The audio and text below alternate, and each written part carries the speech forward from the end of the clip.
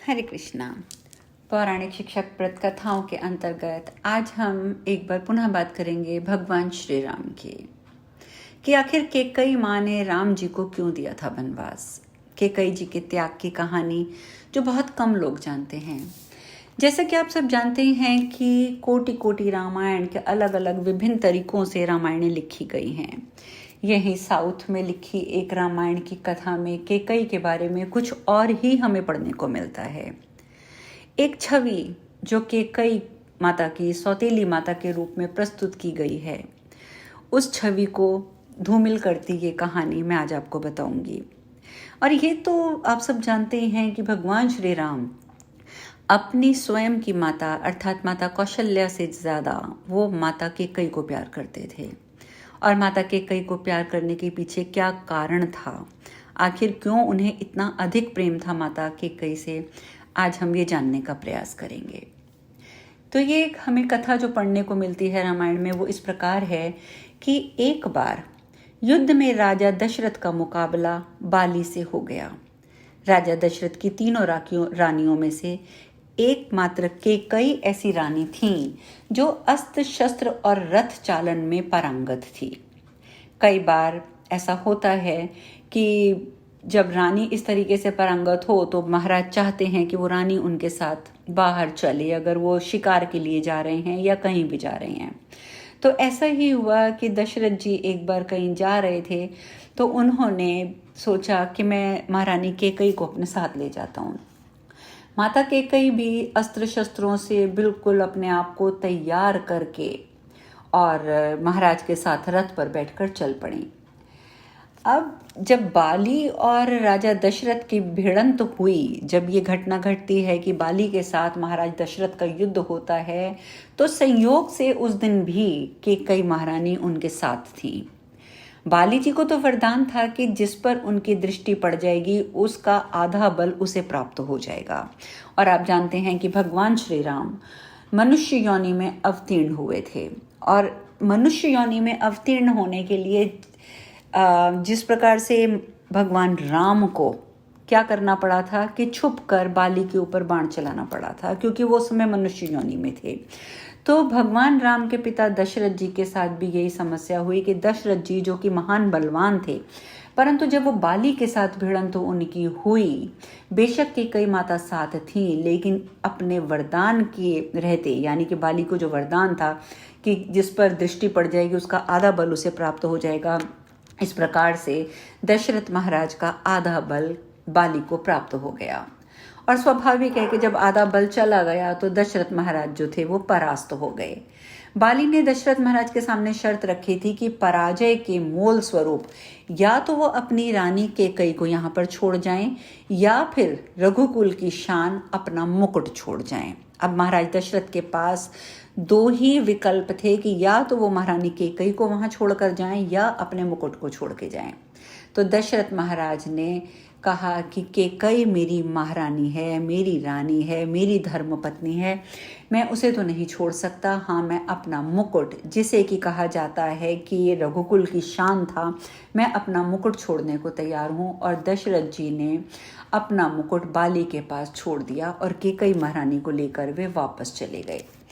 केकई महारानी कुशल योद्धा थी। किसी भी वीर योद्धा को ये कैसे सुहाता कि राजा को अपना मुकुट छोड़कर आना पड़ा।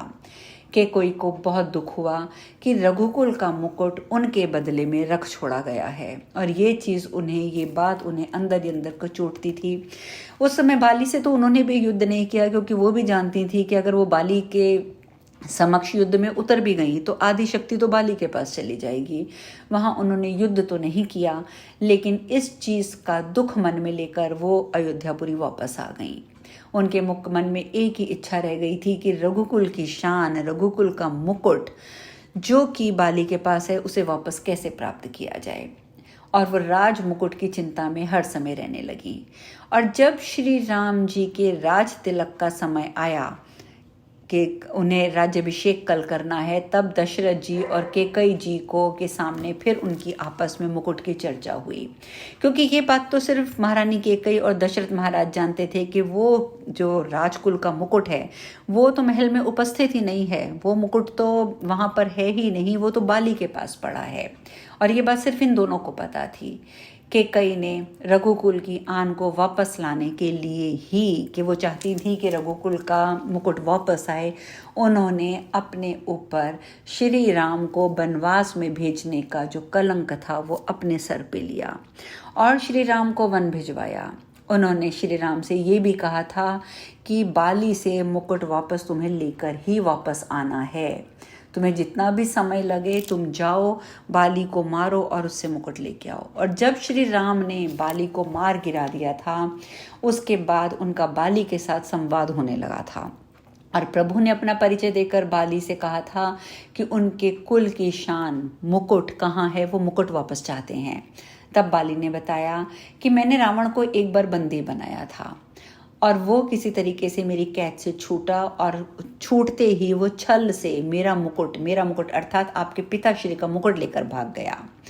और तब बाली ने प्रभु राम से प्रार्थना की थी कि प्रभु आप मेरे पुत्र को सेवा में ले लो, और वो अपने प्राणों की बाजी लगाकर भी आपका मुकुट वापस लेकर आएगा। और जब अंगद श्री राम जी के दूत बनकर रावण की सभा में गए थे, वो कथा तो आप सब जानते ही हैं कि वहाँ उन्होंने सभा में अपना पैर जमा दिया था और उपस्थित वीरों को अपना पैर हिलाकर दिखाने की चुनौती दी थी और कहा था कि जो मेरा पैर हिला देगा तो मैं उसके समक्ष अपनी हार स्वीकार कर लूँगा। और जिस दिन की ये घटना है उस दिन वही मुकुट जो कि रघुकुल की शान का मुकुट था, रावण वो मुकुट धारण करके वहाँ बैठा था। जब अंगद जी ने राम जी के दूत बनकर ये क्रिया करी, अपने पैर को वहाँ जमाया और कहा कि इस पैर को हिलाओ, अंगद की चुनौती से एक एक करके सभी वीरों ने प्रयास किया परंतु सभी असफल रहे। अंत में रावण जो था वो आगे आया, उसने कहा कि मैं इस पैर को डिगाऊंगा। और जैसे ही वे अंगद का पैर हिलाने के लिए झुका, रावण के सर से वो मुकुट नीचे गिर गया। अंगद ने वह मुकुट उठा लिया और वहां से चले आए। ऐसा प्रताप था रघुकुल के राजमुकुट का। राजा दशरथ ने गंवाया तो उन्हें पीड़ा झेलनी पड़ी, प्राण भी गए। बाली के पास से रावण लेकर भागा तो उसके प्राण भी गए। रावण से अंगद वापस लेकर आए तो रावण को भी काल का मुंह देखना ही पड़ा। परंतु कैकेयी जी ने रघुकुल की आन बचाई। यदि कैकेयी श्री राम जी को वनवास ना भेजती तो रघुकुल का सौभाग्य वापस ना लौटता। कैकेयी ने कुल के हित के लिए इतना बड़ा कार्य किया, सारा अपयश अपने ऊपर लिया, सारा अपमान झेला।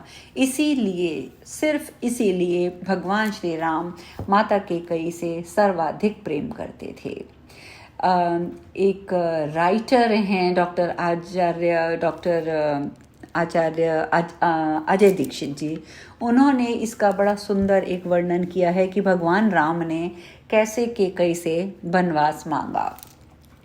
कैकेयी ने कहा, इस प्रकार से वो एक कविता के माध्यम से कहते हैं कि कैकेयी ने कहा है, एक दिन की बात मैं छत पे घमा रही थी, भीगे हुए थे बाल मैं उनको सुखा रही थी, पीछे से मेरी आंखें किसी ने बंद कर लिया, आँखों का पल भर में सब आनंद ले लिया। मैंने कहा आँखों से मेरे हाथ हटाओ, उसने कहा पहले तुम मेरा नाम बताओ। मैंने कहा लखन मुझे आज ना सताओ, उसने कहा लखन नहीं हूँ मैं नाम बताओ। मैंने कहा भरत हमारे पास तो आओ, उसने कहा भरत नहीं हूँ मैं मुझे नाम तो बताओ। मैंने कहा शत्रुघ्न ना मुझे सताओ, उसने कहा शत्रुघ्न नहीं हूँ मैं नाम तो बताओ। जो हाथ हटाओगे तो तुम्हें दान मिलेगा, मुँह मांगा आज तुमको वरदान मिलेगा। जो हाथ हटाया तो छवि थी सामने, वनवास का वरदान लिया मांग राम ने। बहुत सुंदर लाइनें हैं कि भगवान श्री राम ने कैसे ये वरदान मांगा था माता कैकेयी से। तो इस सुंदर सी कथा के साथ आज हम यहीं पे विश्राम लेंगे। कल हम पुनः नई चर्चा करेंगे। हरे कृष्णा।